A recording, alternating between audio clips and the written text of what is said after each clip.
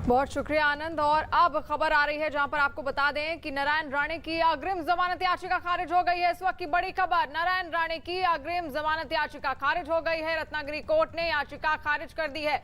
गिरफ्तार हो सकते हैं नारायण राणे अब, यानी कि बड़ा झटका नारायण राणे को यहां पर लगा है। न्यूज 18 के अभिषेक पांडे की खबर है। आपको बता दें कि इससे पहले नारायण राणे पर आरोप लगा था कि उन्होंने महाराष्ट्र के मुख्यमंत्री उद्धव ठाकरे पर आपत्तिजनक टिप्पणी की थी, जिसको लेकर जो दोनों गुटों के कार्यकर्ता थे वो आपस में भी भिड़ गए थे। और अब नारायण राणे की अग्रिम जमानत याचिका खारिज कर दी गई है, यानी कि अब मुश्किलें बढ़ सकती हैं केंद्रीय मंत्री नारायण राणे की। गिरफ्तार हो सकते हैं नारायण राणे, क्योंकि उनकी अग्रिम जमानत याचिका खारिज कर दी गई है। आपको बता दें कि इससे पहले कुछ ही देर पहले हमने आपको तस्वीरें भी दिखाई थी नारायण राणे के घर पर, किस तरह घर के बाहर प्रदर्शन किया जा रहा था। जो शिवसेना के कार्यकर्ता हैं वो वहां पर मौजूद थे और लगातार वहां पर मुठभेड़ भी, आपको बता दें कि लगातार वहां पर एक दूसरे पर आक्रामक रवैया अपनाए हुए थे नारायण राणे के समर्थक और शिवसेना के कार्यकर्ता।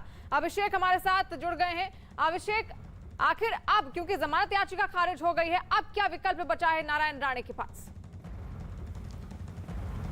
देखिए, फिलहाल अभी तुरंत कोई विकल्प नहीं बचा है अब नारायण राणे के पास। और अब खबर है कि वहां के एसपी यानी रत्नागिरी एसपी पहुंच चुके हैं उनकी यात्रा में नारायण राणे को हिरासत में लेने के लिए, और उसके बाद उन्हें कोर्ट के सामने पेश किया जाएगा, जिसको लेकर के बीजेपी ने सीधे तौर पर कह दिया है कि अगर नारायण राणे को गिरफ्तार भी किया जाता है तो बीजेपी ये यात्रा नहीं रोकेगी। लेकिन नारायण राणे के लिए मुश्किलें बढ़ गई हैं, क्योंकि रत्नागिरी कोर्ट ने फिलहाल नारायण राणे की अग्रिम जमानत याचिका को खारिज कर दिया है। और ऐसे में अब नारायण राणे के पास तुरंत कोई विकल्प नहीं बचा है, और अगर दूसरे विकल्पों को तलाशते हैं तब तक टाइम बहुत ज़्यादा हो गया। और ऐसे में एसपी वहां पहुंच चुके हैं नारायण राणे को हिरासत में लेने के लिए।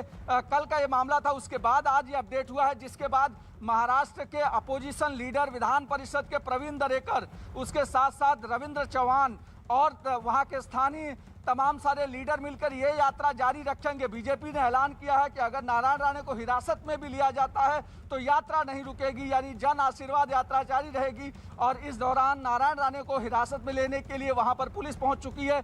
खुद रत्नागिरी के एसपी पहुंचे हैं केंद्रीय मंत्री नारायण राणे को हिरासत में लेने के लिए, जिसके बाद उन्हें कोर्ट में प्रोड्यूस किया जा सकता है। फिलहाल वहां पर पहुंच चुके हैं और काफिले के पास पहुंचे हैं। और अभी वहां पर भीड़ इतना ज़्यादा है कि उसके बीच से नारायण राणे को हिरासत में लेना एक पुलिस के लिए एक बड़ा चुनौती, बड़ा काम है। फिलहाल वहां पर पहुंच चुके हैं, लेकिन राणे की मुश्किलें जरूर बढ़ गई हैं, क्योंकि जिस तरीके से पुणे से एक पुलिस दस्ता निकला, उसके बाद नासिक से एक पुलिस दस्ता निकला, दोनों अलग अलग जगहों से निकल करके वहां पर पहुंचे हैं नारायण राणे को हिरासत में लेने के लिए। फिलहाल वो दस्ता वहां पर इसलिए रुका हुआ था क्योंकि कोर्ट में मामला था, लेकिन कोर्ट में अग्रिम जमानत याचिका फिलहाल खारिज हो गई, जिसके बाद तुरंत मुंबई से 2 से 3 नेताओं को जहाज के जरिए रत्नागिरी भेजा जा रहा है, ताकि इस यात्रा को कंटिन्यू किया जा सके। ये यात्रा अभी भी 1 से 2 दिन की यात्रा, 26-27 तक ये पूरी यात्रा चलेगी। और